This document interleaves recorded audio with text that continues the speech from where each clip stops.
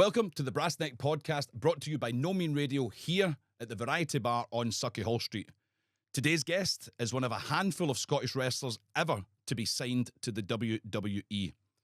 We discuss how high fructose corn syrup can lead to modern-day Victorian diseases, learning how to swanton bomb so you can wrestle in a post office in East Kilbride, and how having a brass neck can take you from working in an East End pub in Glasgow to training The Rock for Wrestlemania in Los Angeles.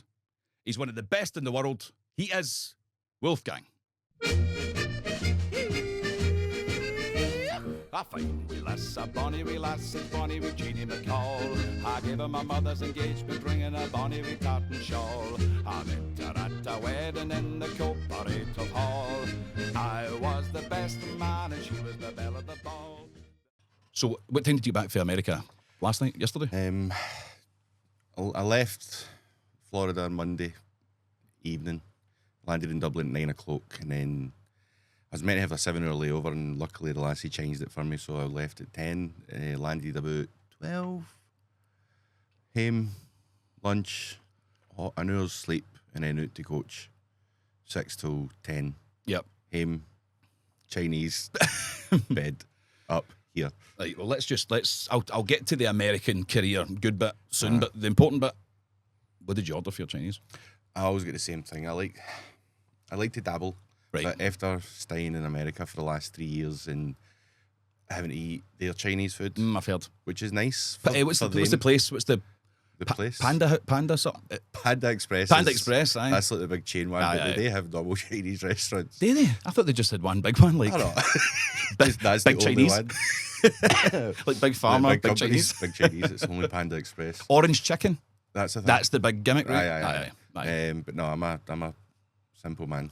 I know. Chicken curry. Chicken curry. Right, America, right? You lived there for how long? 6 years? 3 years. Right, well, let's double it. Let's make it sound more impressive and say I was working there since 2017. Right. But I lived there since 2000, January 23. And you'd been back and forward before moving, right? Aye. How did you... No, I heard about the American food. Everybody goes mad about American food. I personally didn't like it.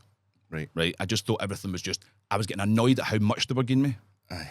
Big portions. Oh, like, but just ridiculous. Like the waste. I was like, what kind of places were you going to? Well, that was Vegas. Right, okay. Right, so, like, I kind of wish I'd tried like an American McDonald's. Right, aye. Which I've heard is not as good as the UK now. I mean, chips are always good, but their chicken nuggets aren't as good. Are you talking crisps? No. Right. No. Chips. Your chips. Our chips. Right. Fries. Right. They're, Okay. McDonald's chips are the same everywhere you go, but Yeah. They're consistent. what they put in their chicken nuggets is different. I think it's just the batter, to be honest. I think it's because they don't have the laws that we've got. Like Aye. they're legally allowed to poison people. With high fructose corn syrup. All right. Spring rolls.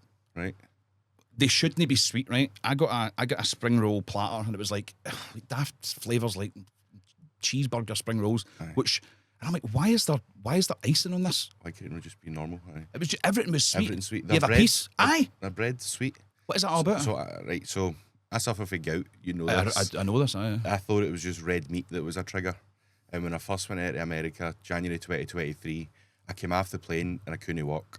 I remember you try to limp. I had a walk stick. You had a stick for a while. I had to. My wife was with me. Mm-hmm. I had to hold on to her as we were walking through the airport because it was agony, as if I broke my ankle. Yep. And it was the Coca-Cola on the plane on the way out. Oh, right. Because that doesn't use real cane sugar. It uses high fructose corn That's syrup, right. which is poison, like you were saying. Aye. And it gives you the same effects as what alcoholism does. It kills your kidneys and your liver. And it's a massive trigger for gout for me. So That was a good start. well, You get a gout flare up before you landed. I was getting into training at the PC and I couldn't walk, and I was trying to do drills and move around, but I had to tell all my peers, I've got gout, by the way, as if I'm an old man. No, first date training. Aye, sorry, I've got gout. I used to sit there on my walk stick if I couldn't walk. I used to when you first just told laugh at me. It's like, this is a serious condition. I've got a blue badge. I remember you told me you had gout, and I was like, What? That's like telling me you had scurvy. I know. Or fucking trench foot or something. I was like, No. that's a pure Victorian Aye. disease. When I got it, I was like 30. I know. I wasn't even like Because older. I remember you're saying like red meat. Aye. And, So I thought it'd be steak, Well, whatever. But I think the thing you missed most was like you couldn't have square sausage. That gave you flare up. No, breakfast Lorne. Square sausage made for pork. Oh, is I it? can have that. Oh, you can have it. If it's breakfast Lorne, but if You it's can beef as well, right? if You it's a beef, right. beef is what it normally is. It would be steak slice or something like that. You can't have that. But in America, high fructose corn syrup. The government said it's okay not to use real cane sugar, so they all use this artificial stuff. Aye, and it's a killer. It's like it's in everything. It's in sausages. I had to read every single packet. Everything. It's crazy, and I mean, like you go like. I mean, obviously Vegas is like it's not really a real place, right? It's like just this created place in the middle of the desert. But there's just no reason for anybody to have to drink that much. Like everything was like, I'm like, stop giving me things like in gallons, buckets. Aye.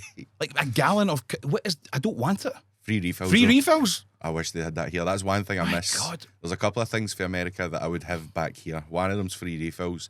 Another one's if you're at a petrol station. Yep.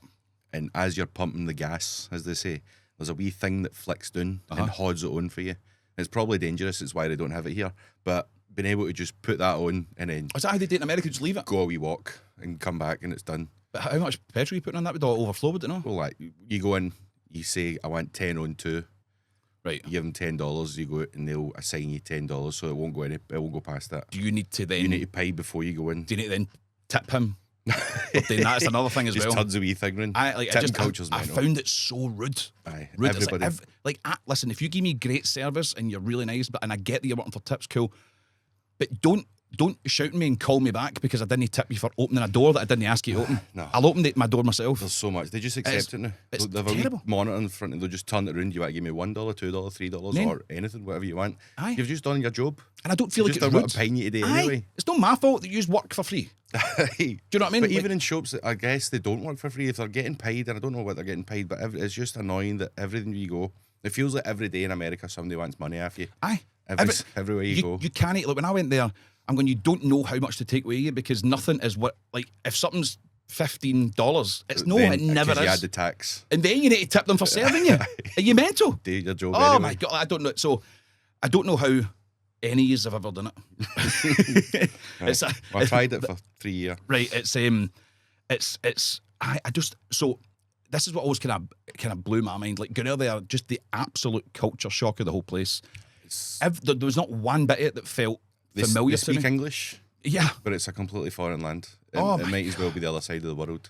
Aye, right. And it's like, I've got lots of American pals that I've met through wrestling and whatever else, and it's like I can like them but still not get them. But there's other times where I'm just like, I just cannot get on with you. I don't know what to say. I just don't know. You're saying stuff to me that I don't know what any of it means. But to think about living there, I mean, it was good for a while, and me and Louise made up a nice wee life in a place called Mount Dora, which felt a lot like home. Yeah, like we were in Orlando for a year or two, and it was just overwhelming. If you've ever spent time in London, it's just too much. Yep. The motorists are crazy. They're used to it.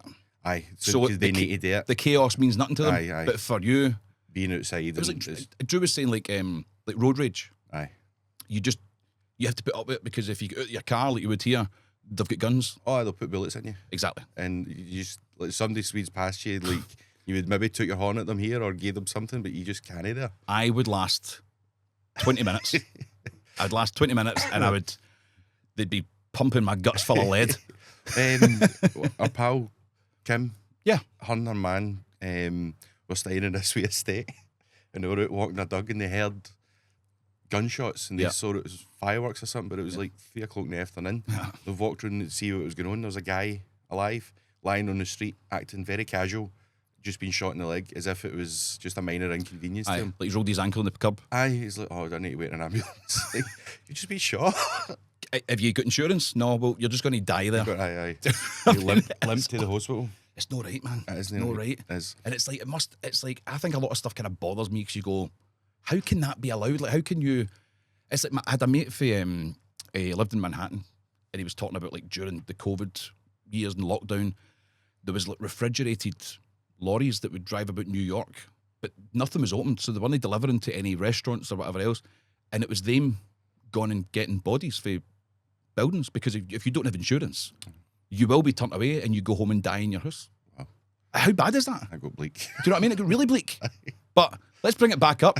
You get signed for WWE. Right, so before we get there, right, I remember, like, I've got really vivid memories of, like, my first time at training and who I met and, like, the whole way I felt and all that. And it You never, tell us this story. never, I was there. You weren't there, Aye. right? But it never, in my head, you can imagine what I had built this up to be, right? Aye. And I got there and it was in a dump of an industrial estate in Cambuslang, right? The old BCW training. Rutherglen. The big potholes that you could have drowned in if you fell in them. And then basically a converted garage. Aye. The door and the big shutter. Just a big unit. Aye. And then inside it was freezing. If it was snowing, it snowed inside. If it was raining, it was wet inside. But it was weird because, like, thinking back, although it was such a shithole, and we used to train a lot. It was 4 hours on a Tuesday, 4 hours on a Thursday, 8 hours every on a Sunday. And there was nowhere I would rather be than in that place. Aye. You know what I mean? Like, of all it was a dump, but like that was the place that it meant everything to us, right? Aye. So my first ever day, I was there early, obviously, and I was waiting for people coming in, and I was waiting for I don't know who I was waiting for walking in the door, but Somebody that looks like a pro wrestler. somebody looks like a pro wrestler, right? Anybody, one person that looked more like a wrestler than me because I was 16 still at school. So I remember somebody walking in. I don't remember who it was, but he can't possibly be a wrestler. And then Big Kev, Ming Big Kev, DOA, walked in. I was like, right, big long hair, big beard, Kevin Mikey. Collar boss. And Abaddon. Not Dead on arrival, drunk on arrival. Drunk on arrival. And then Nuki Brun. Who? They used to have bottles of Nuki Brun. That's That's right, what that's they right. bring to the ring. And then somebody walked in. And I'm like, he can't possibly be coming here to wrestle. And it was Andy, right? Because Andy was just a normal, just a wee guy, Aye. trackie on. Like Ned, he's the kind of person that would slag me for liking wrestling and throw stuff at me, right? But Andy, but then they kept saying, Wolfgang's back in a couple of weeks. Wolfgang's back. And I'm like, who's Wolfgang? But there was no social media or anything back then. So they kept saying it, and then the next week, Wolfgang will be back next week. So my imagination's gone mental, right? So I had painted Wolfgang as like this 6'5" guy with like jet black hair, ponytail beard, like long duster coat on. And then the following week, Wolfgang did come back, and I remember I might have fabricated this, but I'm sure you cartwheeled in the front door, right? And you were wearing white dungarees. You had a pink strip in your hair. Yep. And full face paint. That right? sounds about right. Right, it does sound about right. Full face paint. Now, Wee skinny. right. So no, because I remember, like, I suppose, you would have been then, but like Drew, I think Drew was always like this big, massive guy. If you look back, he was skinny. We were just skinny. Big guy. And I was, like, you were always like really strong and like annoyingly athletic. You know what I mean? Like, I just spent 2 weeks in Tenerife with my mum and dad, learning how to do a swanton on a trampoline. Right. And it's served you well. So far. Do you know what I mean? Served you well. My back's knackered now. After 20 years I've landed on it. But that 2 week holiday in Tenerife was the building blocks of your WWE career. I guess. Your big guy that shouldn't be able to do stuff, does stuff. Aye. Because of Tenerife. Because of Tenerife. Aye. Thanks. And I'm pretty sure you came in with like bags of like gifts for everybody.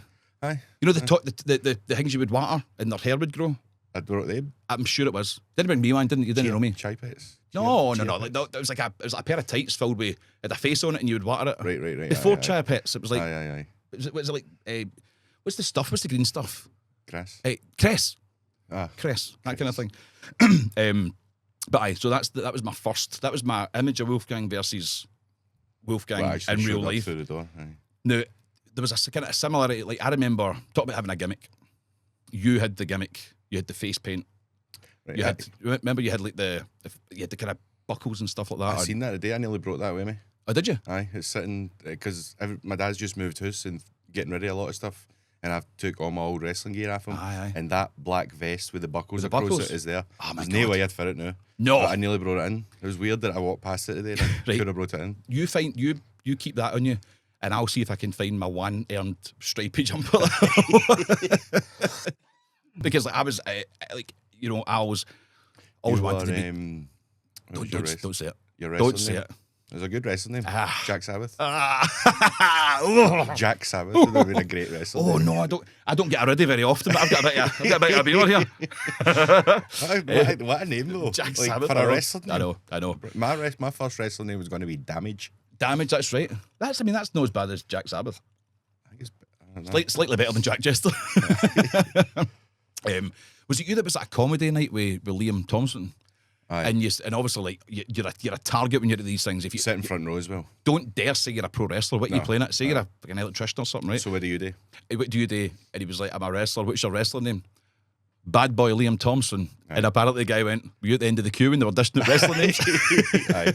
And a room full of people, the worst thing you could have said. And Liam's like, what, 5'4" or something. It's Tiny. Aye. Bad Boy Liam Thompson. Bad Boy Liam Thompson. Oh, bless him, man. I love Liam. But kept it though. That was his name all the way through. All the way through. Aye. His name is Liam Thompson. Yeah. That's his legit name. LT, Just put aye. Bad Boy before it. Yeah. One of the best ever. Oh, the absolute. One of my favourite. He was somebody that I felt really. You felt him there. Aye. Both in the ring and just having him there. He was such a. Aye. You'd He was want just him in any great locker to be room. around. Aye, absolutely He still brilliant. is. And I've never. It's one of the very few people. I'm talking about two people that I don't know anybody who actually has a bad word to say about him. Aye. And that's a miracle in wrestling. Like you're always going to piss somebody off. He's managed to just go through and no upset anybody and no annoy anybody, and Aye. that's He's a just a good guy. testament to the man. He's a good guy. But so with the face paint and all that, did you ever get like backlash or like a kind of slagging for wanting to do that by any of the coaches or? No. Everybody, it was very much creative freedom for all of us, wasn't it? You could do what you want. Oh, you could do what you want, but basically, I figured out myself quite quickly that I didn't really want to wear it. Spinner McKenzie would have says to me. Right. That's amazing how you said that, because this is why I'm bringing it up. Right? Aye, he says to me, "Why are you covering up your face? You're a good-looking guy, and you're covering up. You want to pro wrestling. You want to like lean into any asset you've got to try and connect to the audience." And he was like, "Stop covering your face." He up. was slightly kinder to you because he went, when I put the contact lens in, Right. he went, why are you wearing that? It's fucking stupid. Nobody can see it. Maybe you should learn how to wrestle before trying to dress yourself up. So, if I had to listen to him then, I would have took it out and never put it back in again.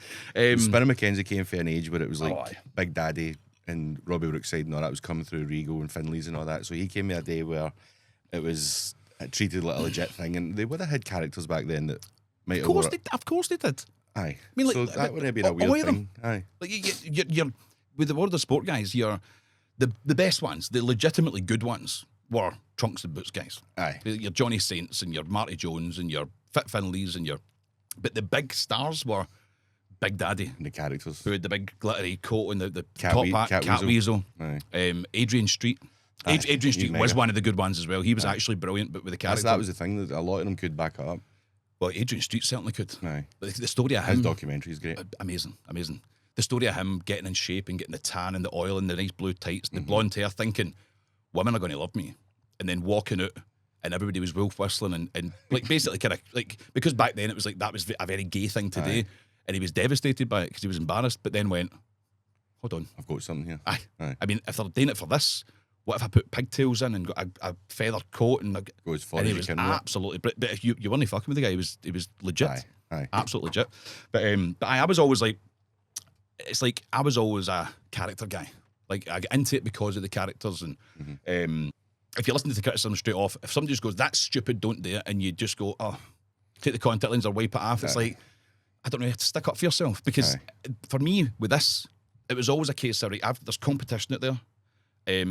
There's people that are more athletic than me and better than me and whatever else. So what's the thing that I can do that is going to go bang and people are going to remember it? Yeah. And even if folk don't remember my name after it, it's like, I'm the guy with the white eye, or the guy with the face paint, or the guy with the mask, or whatever else. So it's like, that was my kind of thought process behind it. And it's stuck with you, and it's a good thing that you never did get rid of it, because Exactly. It's became iconic. And that's even then, that's like I kind of debated whether to wear this. I'm like, well, the whole point of this is the Brass Neck podcast. That is a perfect example. I've got a guy who worked for World of Sport, Big Daddy's tag team partner, like everybody was back then. Embarrassing me and telling me that's fucking stupid. Don't wear that. Like, nobody's going to be able to see it. this is one of your coaches who's meant to know better and meant to be guiding you towards success. But I mean, there wasn't many coaches back then that were guiding you towards anything. They were just enforcing the kind of old school mentality of back then, the bullying, we used to go there and get battered, like, really. Right. I remember, like, you couldn't relax because you'd be sitting talking and one of them would run up and double slap you in the back of the angel wings. They would call it angel wings because they would slap you and leave big handprints in your shoulder blades. You came up when it was we had, Rutherglen or Cambuslang, we had that ring there, you go back to the post office where it was just thick, dense judo mats as hard as this desk, and our trainer would be power bombing us, suplexing us onto that. But then he had a guest seminar where he brought two people up, right? Carol Conroy, right, and no Spitfire, 5-Star Flash. And their seminar was, we stood in a line while one chopped us. Yep, 5-Star, that was his thing. The other one gave us like a snapmare and a spinal tap. Yep. As hard as they could, they'd put you in the spine, and whatever the other one was just stretching you. And it was just, you were a storing in a queue to go around and get battered with these people. And this was making you a better wrestler. Exactly. And that's what I'm saying. It's like, it was like a bunch of angry guys back then who'd clearly been bullied in their training time. Aye, they're passing on what their experiences. Didn't they say at the time, have grown older, regret it, they're ashamed of themselves for not doing it. But you tell me the mentality of that happened to me, so I'm doing it to you. Aye. It blows my mind. The good thing is, like, we've all made it better. Aye. And I remember, like, when we started GPWA back in the day, sitting going, just because it's always been this way doesn't mean that it has to continue. And we can be the ones that break the chain and say it changes for now. Aye. So it wasn't pay as you go anymore. We did the intake system. Yep. We did 8 weeks, pass or fail, 8 weeks, pass or fail. That is, even now I go, the balls it took for us to do that. Aye. And when I start up company, when we could have just went, we're ICW, we've got a ring, we're in the asylum, give me £20 a week. Aye. We didn't do it. Aye. And there was a system for it on. And there's a lot of places like that will just let you train. And going back to Spinner McKenzie, I remember sitting in a room with him and he says to Oyes, you should just be treating this like a hobby. And at that point, nobody, we were all trying to chase the dream of being, I guess, WWE wrestlers at that point. We eventually just became wrestlers out with WWE, and that was enough. But at that point, nobody for our country had ever been signed to the WWE. So we were training. I started 2002, had my first match February 23. So I've been doing this 23 year. Come on, Grand Hall. First match? No, it was Barhead Sports Centre. Then the Command came along. That was my first singles match. Right, okay. So that would have been the same year. Yeah. But at that point, nobody in our country had ever worked for the WWE. So Spinner saying to us, you should just be treating this like a hobby. Made sense, you know what I mean? It did make, of course it did. At that point, we were just having fun. But it shows you the mentality back then. Aye. Of like, this is as good as it's going to get. Don't bother trying. That. It was impossible. Aye. I mean, it really was. It was like, it wasn't. But then you go, of course it is. Oh, aye. Like, anybody can do it, especially now. Oh, well, there's a path now. There's a path now. I remember Drew getting his tryout. Yeah. I remember Drew telling me he'd been signed in the Beer Garden of Smiths. I talk about it all the time, and I remember going like, I was so shocked, but at the same time, well, of course you got it, but he'd done something that nobody had ever done before. Aye. And he'd done it, and then it was like, and then we yourself, like there's been more signed since Drew. Aye. But still a very, even when he went, it didn't seem, when he went, I thought, right, they've got their big Scottish guy. It, and all of us had just settled, right, Drew will go and do that, and we'll build this up. And the day that Drew left, we had the going away party. Yep.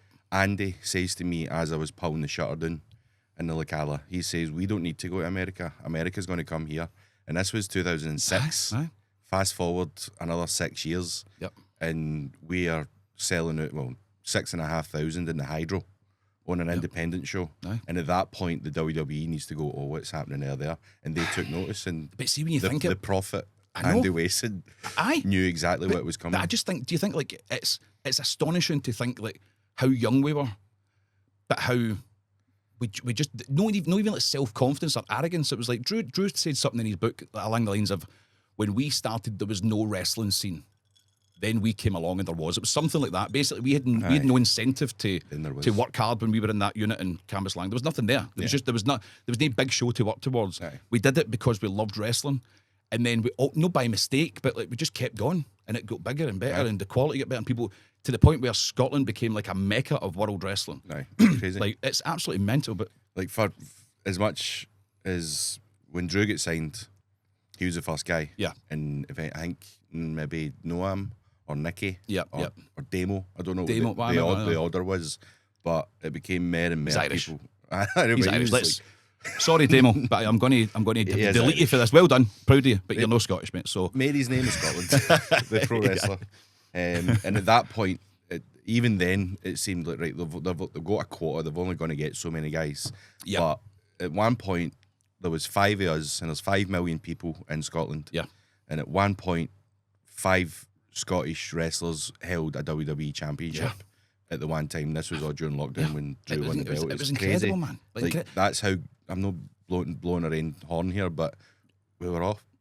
Can I swear? We were all fucking class. Aye. Like, it was crazy how good we all were in making each other better, and the whole thing just coming up together. Drew was away. There wasn't one star. No. There was a complete variety of everybody, and everybody had an attachment to it, and it was mental. Like, But to go from 30 people in Maryhill to 6,500 in the Hydro. Me, you and Drew all trained in that Aye. dump, right? That shithole. We were all there. And then see, watching it, like, I mean, I had a couple of WWE tryouts, right? But even when I was there, I'm going, this is a formality. Like, I never went for it. It was Drew McDonald that said, be ready for this date. You know, but I could have sat there and kidded myself on and gone, it went really well. It didn't. Like, it was just, I was like, I know the people that are in here. I know what my strengths are, but I know what my weaknesses are. And like, there's no chance, right? But there was never I was always mega proud of Drew, obviously. Aye. But then when yous went, it was the same thing, and it was like this. It was like, I know Drew was the first. He was the first. But there was so little ease that have went and done it. And not only to go there and you're not treading water. You went out there and became tag team champs. So it was, and we all came for this tiny wee city. Aye. Do you know what I mean? It was bonkers. And how could we all meet in the one place, fall in love with this thing, pro wrestling, and every one of us get success out of it in some way or another? It was astonishing. Aye. Astonishing. And like Drew, this whole, it's like when people get what they want or become famous, they go, what has he got to moan about, or what's he got to complain about? Yeah. Lots. Right? Just because you're famous and you've got what you want, and that comes with stuff that you didn't expect when you went there, right? So for yourself as well, you go, I work for WWE.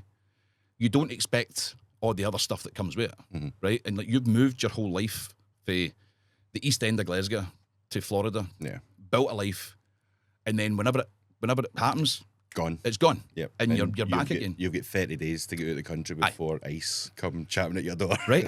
That was a scary thing, and it's one thing getting let go for the WWE if you live in America, but if you're a foreigner, you get 30 days after your contract ends to leave the country, or you get a new one in place which costs tens of thousands. It's just it's I don't like I'm too. I need to know everything and plan everything. I just don't know. I just don't know how any's done it. I mean, the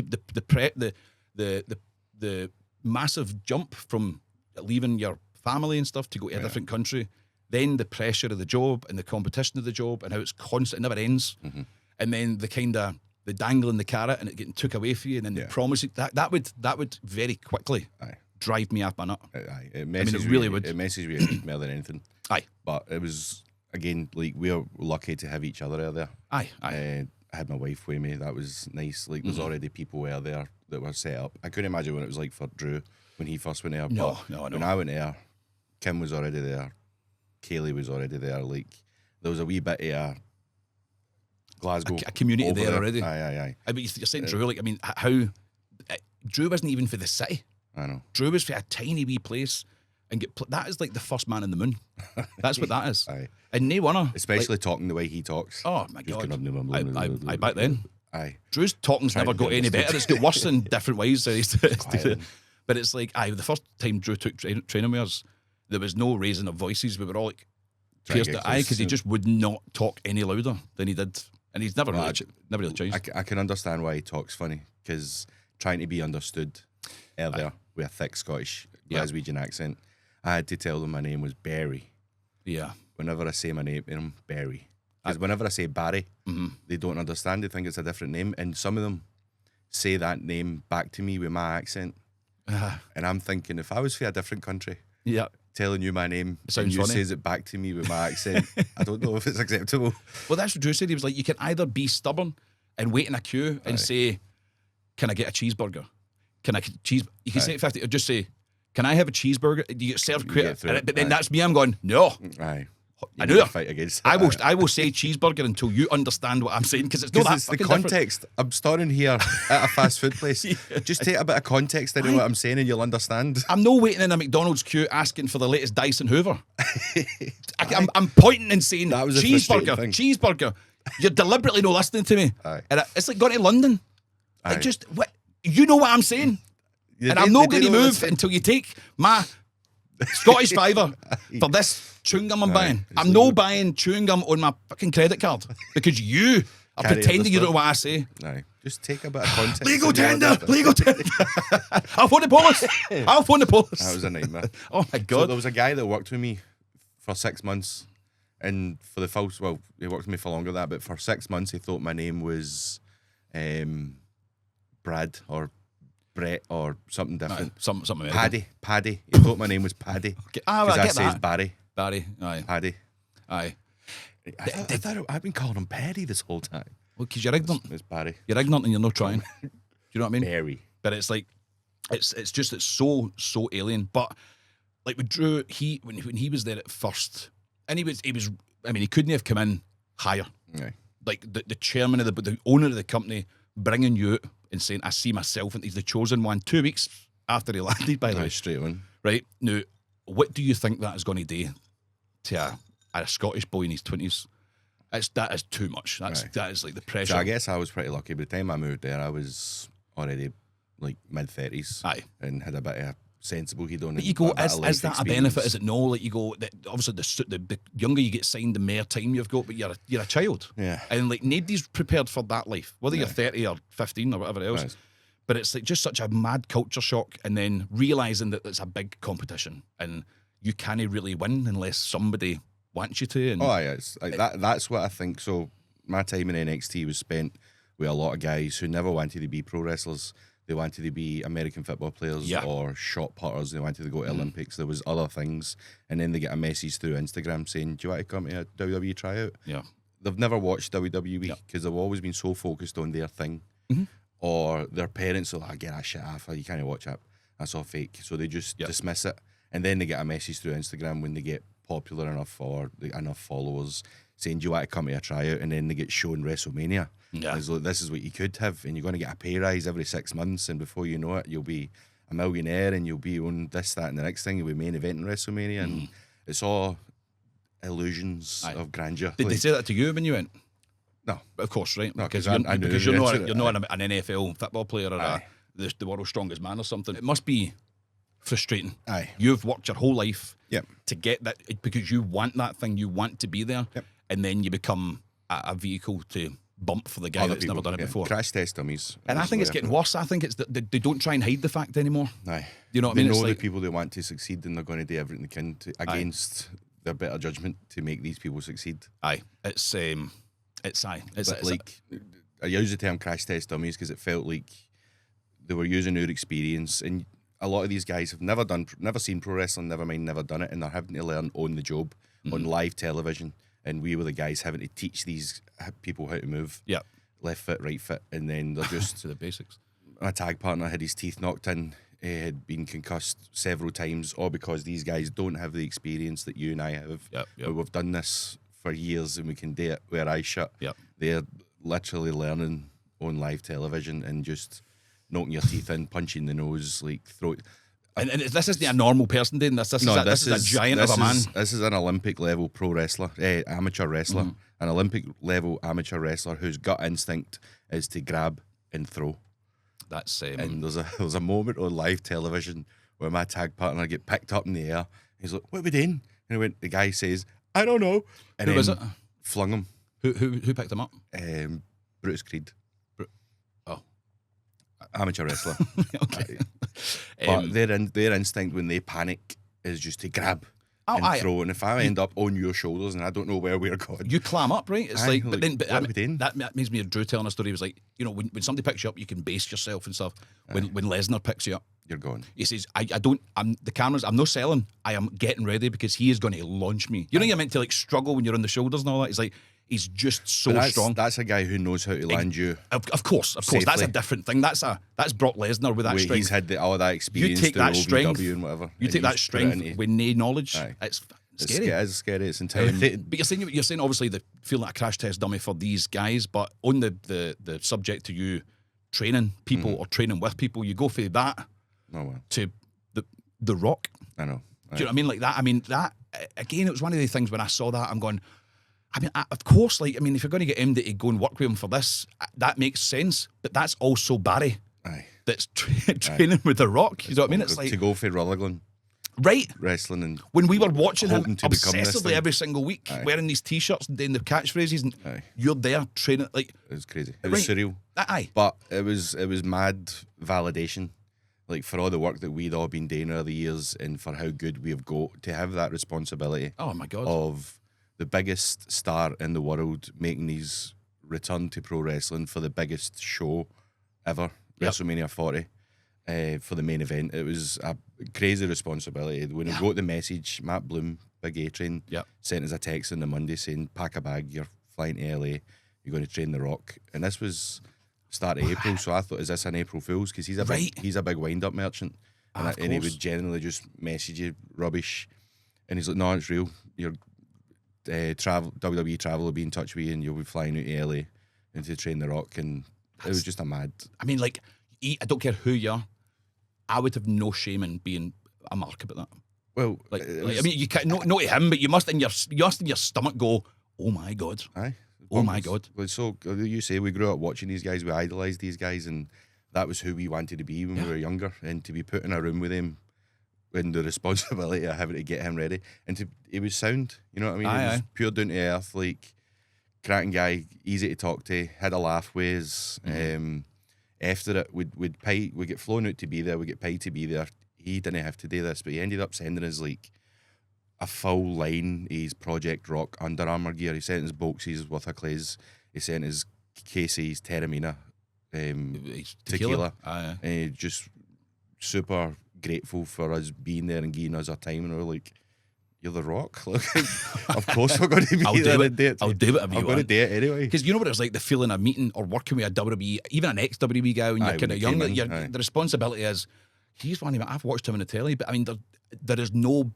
I mean, I just can't think of MD past him. No, like Cena maybe, or like because but just in terms of megastar. But then The Rock's a movie star. And it's like like there was everybody knows him. Everybody knows The Rock, and when that news came out, or even before it came out, and like my cousin Richard or Conley and that, like we all watched these guys growing up, and it was like for them to see me being in that realm again was another sort of like validation of like. Fuck, like these guys are, and I'm going to, and this is a flex, man. Like I think you know what I'm going to say, but so you're in Los Angeles training The Rock, the guy. I mean, over any era, The Rock is the final boss, right?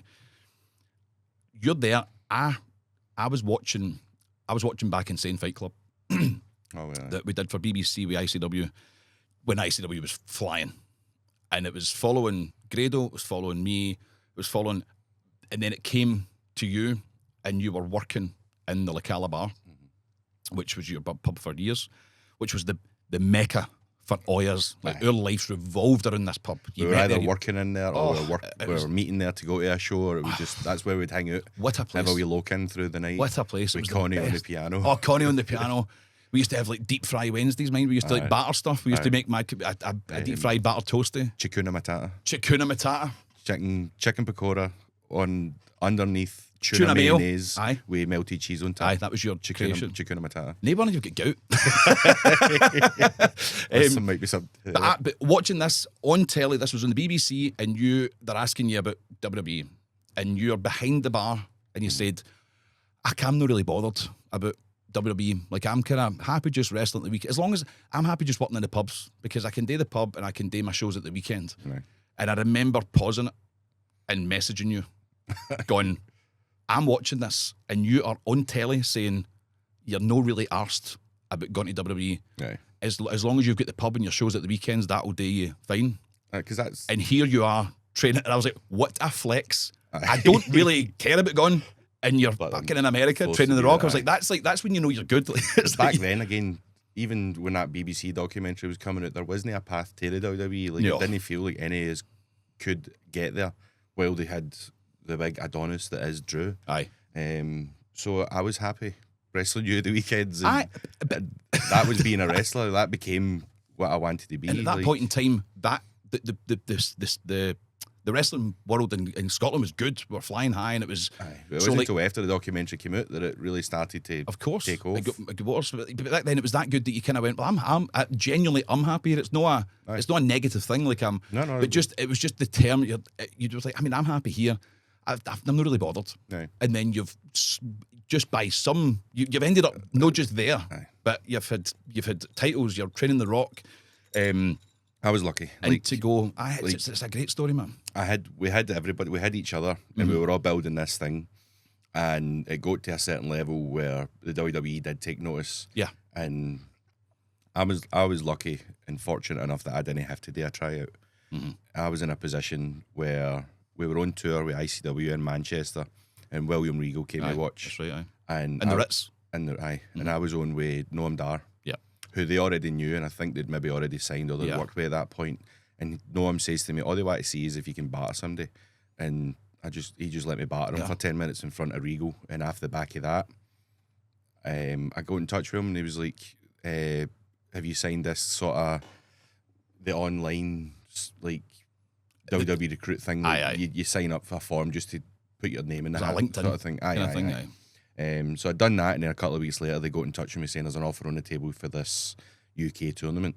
So I was just like lucky enough to be in Manchester that night to be wrestling in front of him, and then World of Sport was kicking off. That's right. So there was a lot of guys signed to there that could do the WWE. So again, luck was on my side that I was the only guy in Scotland, and that felt like a lot of responsibility because we were flying high. In Scotland at this point. We had Drew, who was the first, but then when all the NXT UK stuff came up, you were the first there. All right, luck and all that, cool, but it wasn't just luck, right? No, but it wasn't like hard work for everybody to get to that point that anybody could take notice. So I was, and I had a bit of brass neck reaching out to Regal, going, by the way, is anything going here? Yeah, and it felt like that brass neck got me through, because even on the tournament day, I was only meant to have 2 matches and then be eliminated. I was never meant to make it to the semi-final, which is the final 4. Yep. The final 4 they wanted was Trent Seven, Pete Dunne, Mark Andrews, and Tyler Bate. Yep. And I showed up. I had a match with Tyson T-Bone, beat him. I was meant to have a match with Trent Seven, and he was meant to beat me, to the point where he'd already recorded a post-match promo where he'd beat me, and he was going to face his tag partner, Tyler Bate. That all got scrapped the first night. And Big Bloom says to me, make sure you get some rest, you're going to need it. And then I was like, what are you talking about? Oh, man. Thinking, I'm getting through here. Yeah. So I ended up beating Trent, which was a surprise to everybody. And they were watching it in the garage in Glasgow. Yeah. And half time, the place erupted because I beat Trent down in Blackpool. Yeah. And nobody was expecting me to do that. Like, they had their 4 that they'd already assigned. But then I beat him, Tyler beat me, and Tyler ended up winning it. Yep. But after the show, I heard that there was people going to America, the 4 of them that they'd already accounted for. And I went up to Regal and I was like, I'll come to America with you. How do I get that? Like, do I need to get a visa or something? Like, let me know and I'll sort this out.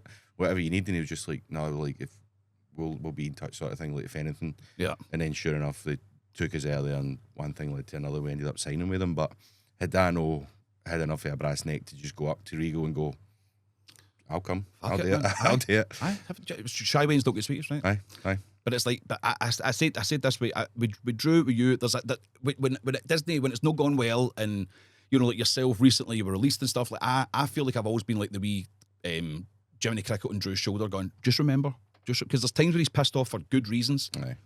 Just remember who you are, what you've done, what you've achieved, and it's like I think the losing the contract and come, that's what people focus on. But I'm like, you will always be one of the very first who went for, and I was there for the very start for that training school in Cambuslang, all the way through like the Lacala. We walked in the pub together, we did this, all these shows, ICW, and you went and done that. And it's like, it's astonishing what you can achieve. Gone for that to where you were, all the way through WWE, training The Rock, because you said you had the brass neck to go for it. Aye, and it's a superpower, man. Aye. It really is. Like, if you use it the right way, you can literally achieve anything. Aye. But that's career. I'm going to, one last thing, right? I know you'll have 100 stories because I know your family, but I was telling stories about something within your family or a person within your family who did something that would be described as a brass neck, but seems completely unbelievable. Like, so for example, think off the top of my head? There's hundreds of them. I could tell you them. Somebody, one of your family that have done something that nobody else would totally believe. I don't mean achieved like that, just like something that is absolutely. So Louise McCarthy was in. She was saying they went to Blair Drum Safari Park, and her uncle went, "You want a monkey?" and rolled the window down. The monkey came out and he was sitting in the wee bit with the glass eating nuts. And his uncle went up, boom, rolled the window up, and the monkey was bouncing off the motor, right? So I'm like, right, something like that. You put me on the spot here. I mean, my dad holds a bit of brass neck. My dad would just do what he wants as long as you act like you belong there. Right, You could do anything. Have you got like particular stories in your head? No, I mean, there's hundreds of them between. I would say every member of your family would have something mental. Right, okay, I'm going to change this. Right, we were talking about how having really supportive parents and how it's very unusual. Yeah, I've got them, you've got them, right. And it was, but your dad is like mama in the terms of somebody says something and you go, I am doing this, and he'll jump in and tell you everything about your career. And it was like, and I always say when you went to, did you say Route 66 when you, it's like it took you 4 times the length to get around it because every garage just stopped it. Aye. He would tell the whole story of Wolfgang. Aye, I was waiting on him. My boy's a wrestler. That was his catchphrase. My boy's a wrestler. And he's always got a video ready to show you. He's like the proudest dad in the world. I'm very lucky because everything I wanted to do, until we found that pro wrestling gym in Rutherglen or East Kilbride, I wanted to be a basketball player because Space Jam was it. Right, he found a basketball place for me to go to. I went and done that for a couple of weeks until I stayed my thumb. Never went back. That's that game over. You can't come back if you're injured like that. I was never into football, and I tried it maybe once for him. But whether it was football, baseball, basketball, and amateur wrestling, we found amateur wrestling. Yeah. His theory was if you want to be a pro, you need to start as an amateur. Which boring, but there's not a face paint or glitter. I'm not doing that. I kind of wear my buckles. But when I went to the amateur wrestling, it was just there was spare time, so I would be practicing suplexes and splashes on people. But that gave me a good fundamental for like a base of actual wrestling. Until we found that. But I was lucky that my mom and dad were always like super supportive, and there was never a case of, oh, you need to get a real job.